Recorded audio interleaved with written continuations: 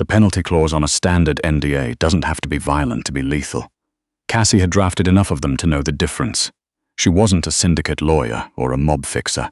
She was a paralegal who kept her workspace alphabetized and her questions to herself, and that arrangement paid $32 an hour plus benefits. But tonight her employer didn't need her to flag a bad liability clause. He needed something far more dangerous. He needed a fiancée. The 42nd floor of the Ferraro Group building had a certain quality of light in the late afternoon. Amber slanted, the kind that made legal documents look almost golden. Cassie didn't notice it anymore. She was cross-referencing a title transfer against county assessor records when the glass door to the executive suite swung open without a knock. Dante Ferraro walked in like he always did, like the room had been waiting for him. He was tall, early 40s, with dark hair gone silver at the temples and a jaw that looked carved from something quarried in Sicily. He wore a charcoal suit worth more than her monthly rent and carried nothing in his hands. No briefcase, no phone, nothing. Men like Dante Ferraro had other people to carry things.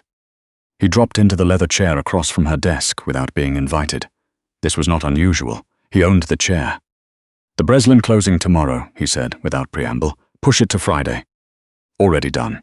Cassie highlighted a line in the title transfer. Breslin's attorney called at noon. Dante looked at her. A brief, assessing pause she had learned to outlast. Then he said nothing for a moment and poured himself 2 fingers of whiskey from the decanter on the credenza behind her.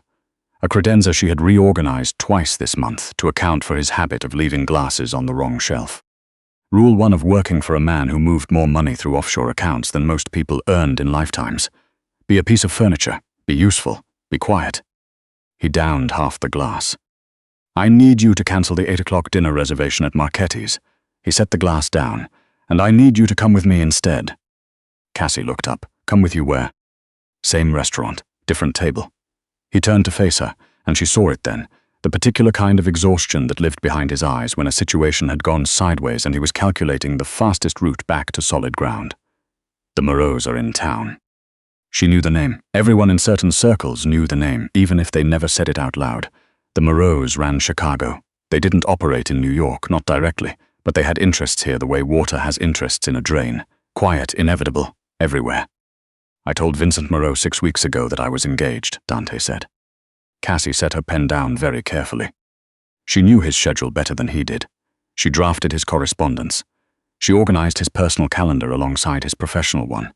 There had been no fiancée. There was never a fiancée, only a rotation of women who arrived in hired cars and never stayed past midnight, leaving behind a particular brand of expensive perfume she recognized when she coordinated the housekeeping summaries. "I need someone credible," Dante continued. His voice had dropped into that register, flat, metallic, the one that meant this was no longer a suggestion. "Not the agency, not a professional, someone who knows my habits, my business, my schedule, someone Vincent's people can't identify in 20 minutes of background research." He looked at her directly. "Someone like you." Cassie didn't move. She was aware of the hum of the HVAC system and the faint sound of traffic 42 floors below. She was very aware of the small filing cabinet to her left that contained, among other things, the routing numbers for 6 shell companies that technically didn't exist. "I'm your paralegal," she said. "You're a woman who has signed more NDAs on my behalf than any attorney I've ever hired." He leaned forward. "You know my operating structure. You know my financials. You know that the penthouse uses Keurig pods and that I take calls in the car because I can't stand sitting still. If they ask you questions, you won't freeze. Knowing your coffee preference doesn't make me a convincing partner." "No." He reached into his jacket and pulled out a flat envelope. He set it on her desk beside the title transfer, but $15,000 for one evening does. Cassie looked at the envelope. She thought of her brother, Cameron, 25 years old, working a warehouse job, and 3 weeks ago, not working anything, because he was sitting in a county facility in New Jersey on a charge that required a defense attorney she absolutely could not afford. The retainer alone was $8,000. She looked back up at Dante. "I'll need something appropriate to wear." He exhaled. One controlled breath of relief he almost managed to conceal. "My assistant left a dress in the executive suite. Be ready in 45 minutes. He stood, then halfway to the door he stopped. "One more thing. Vincent's daughter is coming." "Helena Moreau," Cassie said. She'd read every document that crossed this desk. She knew who Helena was. "She handles their legitimate business operations. She's perceptive in a way her father isn't." He paused. "Don't try to impress her. Just don't give her a reason to doubt you." Cassie nodded once. He left. She sat still for a moment. Then she put the title transfer in the correct folder, locked the filing cabinet, and went to change her clothes. The dress was a deep burgundy, silk crepe, a draped neckline. Nothing that shouted, but everything that said, "I know exactly what I'm doing." Cassie stood in front of the executive bathroom mirror and pulled her dark blonde hair out of its workday clip, letting it fall loose past her shoulders. She did her makeup quickly, efficiently. She'd learned years ago that you don't overthink the armor, you just put it on. When she walked back into the main office, Dante was on the phone. He glanced up, said something clipped into the receiver, and ended the call. He didn't compliment her. He said, "The car is downstairs," and handed her a coat she hadn't asked for. Cashmere, probably, and opened the door. The car was a black SUV, not the usual sedan. The driver, a broad-shouldered man named Eddie, who had worked for Dante since before Cassie was hired, opened the rear door without a word. He didn't blink when she slid in. Dante got in beside her. The doors closed. The city blurred past the tinted windows. "The story," he said, as soon as the partition was up. "We met 14 months ago at a real estate conference in Miami. You were there representing a client, asset protection, private wealth management. I spilled coffee on the documents you were presenting. You billed me for the copies." "You paid it," Cassie said. He looked at her, briefly. 6 weeks in, I asked you to dinner. You said no twice before you said yes." He adjusted his cufflinks. "Your name stays Cassie. Your background is consulting, financial compliance for high net worth individuals. You work out of your own firm. That's why they won't find you on our payroll. If they ask, why I can't discuss clients." "Exactly." He reached into his breast pocket and produced a ring box. Black velvet, small. He opened it. The ring was an oval ruby flanked by small diamonds in an antique gold setting. It was specific. It was unusual. It did not look like something purchased for a performance. "Where did you get this?" she asked. "It belonged to my mother." He said it without sentiment, the way you state a fact. "Vincent will recognize it. He met her once, years ago. It adds authenticity I can't manufacture." He reached for her left hand. She let him. His fingers were warm, which somehow surprised her, and the ring slid on like it had been sized to fit, though of course it hadn't been sized at all. "It fits," she said. "I notice things." He released her hand and looked out the window. "You wear your grandmother's ring on your right index finger. I know the size." She glanced down at the thin gold band she'd worn for 3 years and stopped noticing. She hadn't known he'd ever looked at it. The SUV slowed as they turned onto a private block in the West Village. A restaurant sign, small, no menu in the window, reservation only, glowed amber against dark brick. "The Moreaus," Dante said quietly. "Vincent is the head. He'll test you the way old men always do, by ignoring you first and then asking something you're not supposed to be able to answer. His wife Diane reads body language. Don't cross your arms. Don't look at me for confirmation." He paused. "Bruno is his son. Aggressive. Ignore him unless he directly addresses you. The one to watch is Helena. You already warned me about Helena." "I'm warning you again." He turned to look at her, and in that moment, the first honest thing she'd seen all evening. His expression carried something close to concern. "If Helena decides you're a liability," she tells her father, and her father listens to her, what does she need to see? Someone who belongs in that room without needing to be explained. Eddie stopped the car. The door opened into cool night air. Cassie took Dante's arm and they walked into Marchetti's. The private dining room was upstairs. Dark walnut paneling, candlelight, a table set for 9. The Moreaus were already seated. 5 of them, plus 2 men along the far wall whose function was obvious if you knew what to look for. Vincent Moreau rose first. He was shorter than she'd expected, compact, white-haired, with the kind of handshake that had a history. He smiled at Dante the way old rivals smile, gratitude and a warning in the same expression. "Dante," he spread his arms, then his eyes shifted to Cassie before Dante could speak, and this must be the woman responsible. "Vincent." Dante placed his hand at the small of her back, warm light. "This is Cassie." She met Vincent's gaze and held it. "Mr. Moreau," she said, "Dante speaks of you the way men speak of people they genuinely respect, rarely, and only when it matters." Silence for exactly half a second. Then Vincent Moreau laughed, short, genuine at the center, controlled at the edges. He pointed at her. "I like her already." Dante's hand didn't move. Diane Moreau assessed Cassie in a sweep from hairline to shoes without appearing to move her gaze at all. She offered a nod, small but real. Bruno Moreau, seated across the table, didn't bother disguising anything. He looked at her the way men do when they're calculating whether a woman is useful or trouble. Helena Moreau stood and shook Cassie's hand. Same height, dark-suited, precise bob haircut. Her handshake was professional, her eyes were not. They catalogued. "Cassie," Helena said, "Dante mentioned financial compliance." "I do." Cassie kept her voice even. "The short answer is that I got tired of cleaning up messes after the fact and decided to start getting paid to prevent them." Helena's expression didn't change, but something behind it shifted the way a lock shifts before it opens. "Smart," she said, and sat back down. They ate. The first course was a mushroom risotto that no one paid much attention to because the dinner was never about the food. Cassie ate slowly and listened, tracking the texture of the conversation the way she tracked anything, methodically. Vincent asked about the Hudson development. Dante answered without over-explaining. Bruno pushed on permit delays in a way that was more territorial than curious. "Compliance," Helena said suddenly from across the table. Cassie looked up. "You must see a lot of companies that look clean on paper and aren't." Cassie set her fork down. "The interesting thing about financial opacity isn't usually malice. It's laziness. People build systems fast, and fast systems have gaps. The gaps accumulate, and then someone stumbles into one and the whole structure rattles." She picked up her wine glass. "My job is finding the gaps before someone else does." Vincent was watching her now. "And what's your philosophy?" Helena said. "When you find a structure that's been rattling for a long time, do you repair it or advise starting over?" A trap. A clean, elegant one. Helena wanted to see if she'd reach for a safe, generic answer, or if she actually knew what she was talking about. Cassie looked at the wine in her glass. "It depends on the foundation," she said. "If the original architecture is sound, if the intent was right, even if the execution was messy, you repair. But if the structure was built on a bad premise from the beginning, the kindest thing you can do is let it collapse in a controlled way before it takes something important down with it." She met Helena's eyes. "I find that men don't like hearing that second option, but it's usually the right one." Helena held her gaze, then she reached for her own glass and took a slow sip. "Dante," Vincent said, his voice carrying a warmth it had lacked 15 minutes ago. "Where exactly did you find this woman?" Dante answered. "She billed me for ruined documents. I was charmed." She didn't apologize. Vincent looked at Cassie with something adjacent to approval. "I respect that."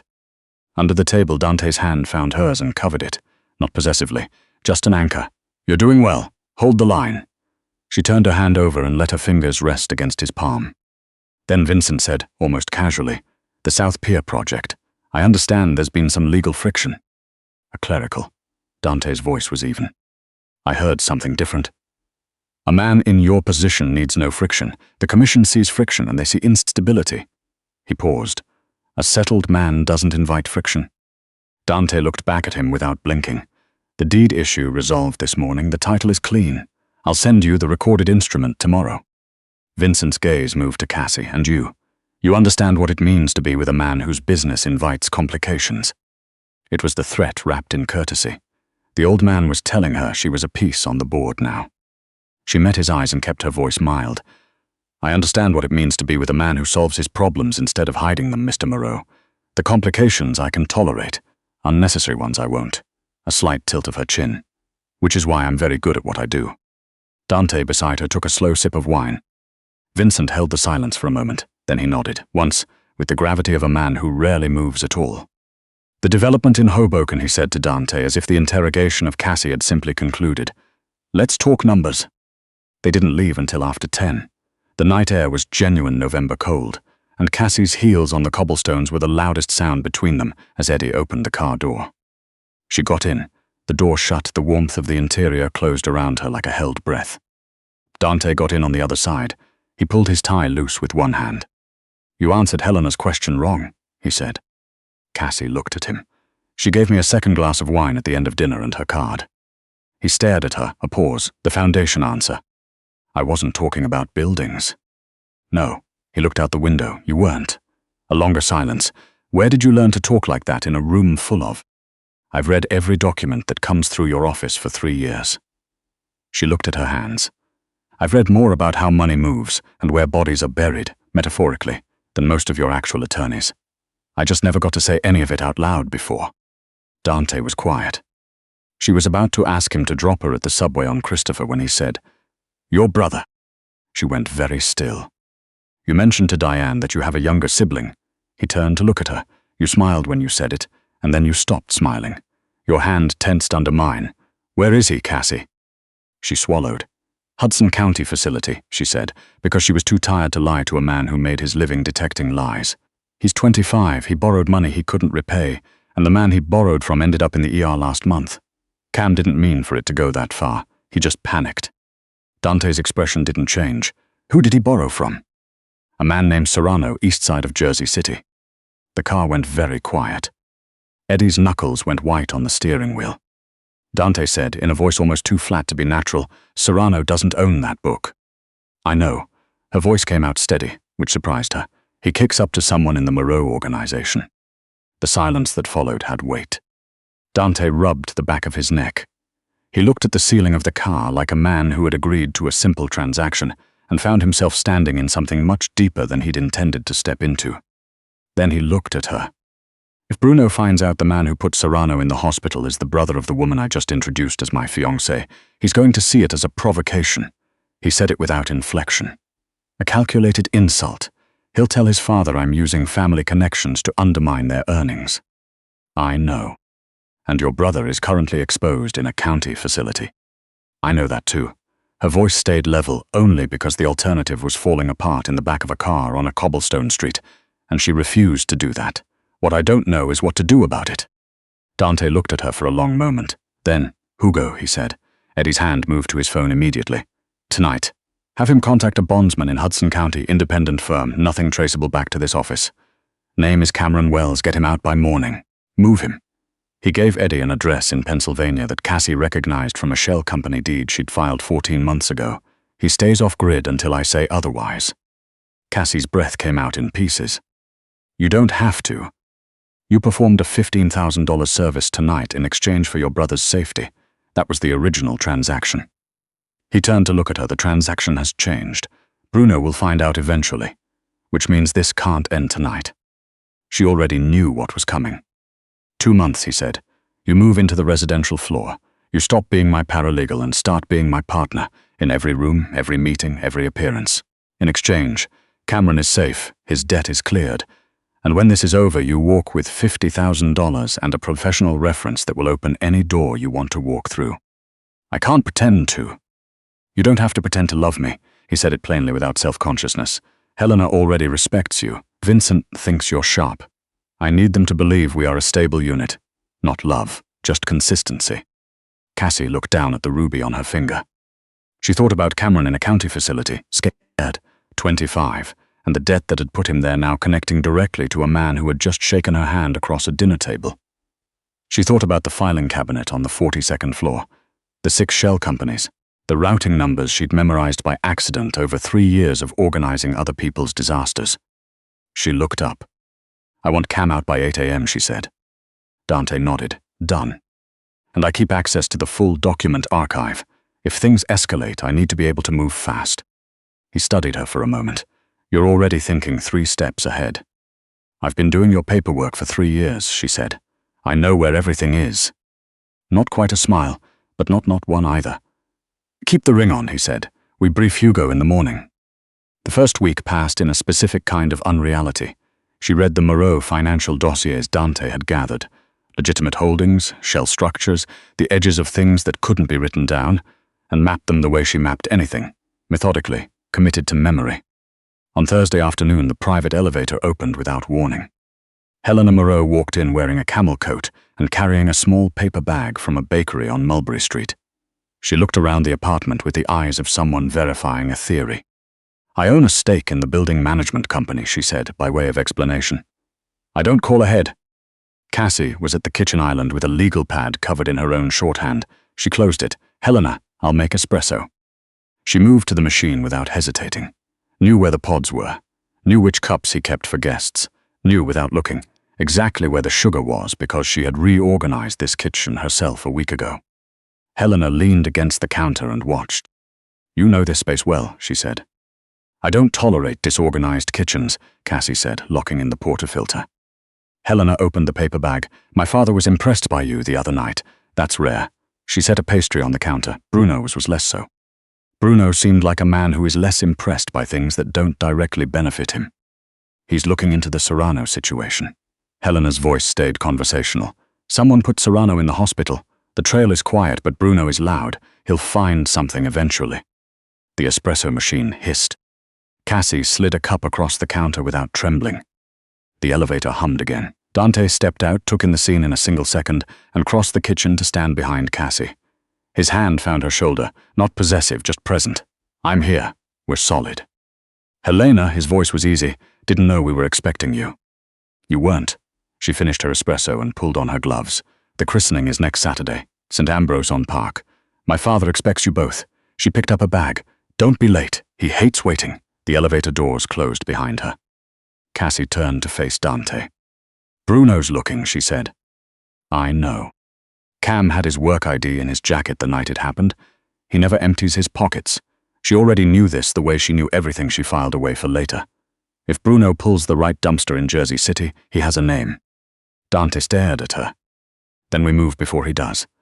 He looked at the legal pad on the counter. "What do you have?" She opened it to the page she'd been building all week.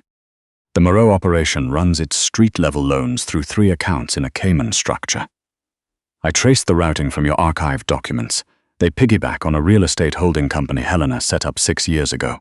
The compliance filings have a quarterly window where the accounts trigger an automatic internal audit flag if there's anomalous activity. She looked up. "I know how to trigger it. It locks the accounts for 72 hours. Bruno's crew doesn't get paid Friday night. Bruno doesn't have the operational capacity to move on anything." Dante looked at the legal pad. He looked at her. "You built this from my documents," he said. "You left them on the desk." A long silence. "Do it," he said. She triggered the flag at 11:47 p.m. The confirmation came back in green text that made the whole kitchen feel very small and very real. Dante's crew moved before dawn. She didn't know the specific details and didn't ask. There were things she was equipped to understand and things she wasn't, and 3 years of paralegal work had taught her that the line between those two categories was one of the most important structures in any operation. He left at 2 a.m. She sat on the couch in the dark with her knees to her chest and waited. At 4:17 a.m. the elevator opened. He was alone, jacket gone, shirt untucked, a cut along his left jaw that was already closing. He walked under his own power and she was across the room before she'd registered standing up. She didn't say anything. She just put her arms around him, which she had not planned and which surprised both of them. He held her back, both arms, the full weight of his relief coming through his hands. He buried his face against her hair. He smelled like cold air and something acrid, and underneath it all the same cedar and wool scent she'd been breathing across a desk for 3 years. "Cam," she said. "Safe. Already at the property in Pennsylvania. Hugo's with him." He exhaled. "Bruno called his father an hour ago. Vincent is handling the internal problem. We're not at war." She pulled back just enough to look at his face, the cut along his jaw. She reached up and touched it, a reflex, the kind you don't explain even to yourself. He caught her hand. He didn't lower it, he held it. "The 2 months," he said. His voice was low, unguarded in a way she'd only heard once before and only in passing. "They're up whenever you say they are." She looked at the ruby on her finger. The low light of the apartment made it look almost like something alive. "What if I'm not ready to say they are?" she said. He looked at her for a long time. "Just looking." "Then they're not," he said. "But Cassie, I need you to understand I'm not asking you to stay for the Moreaus." She understood exactly what he was saying. She'd been reading between lines and flagging implications for 3 years. She was very good at it. She leaned up and kissed him. It wasn't elegant or performed. It was the way you seal something that's been building for longer than either of you. Admitted out loud, he kissed her back like it was a decision he'd already made somewhere quiet, a long time ago. When she pulled back, she left her hand against his chest. "I reorganized your kitchen," she said. "I noticed. I filed your offshore accounts by jurisdiction instead of alphabetically. It's a better system." "It is," he said, something in his voice she hadn't heard before, warmth with its guard down. "I'm keeping the ring," she said. He didn't smile, exactly. He never really smiled. But the thing his face did in that moment came close enough that she stopped needing to define it. She was still his paralegal, technically. She was something else now, too, and neither of them needed to draft paperwork to make it official. Some agreements don't require a signature. They just require both parties to keep showing up. And Cassie Wells had never once in 3 years failed to show up. She didn't intend to start now.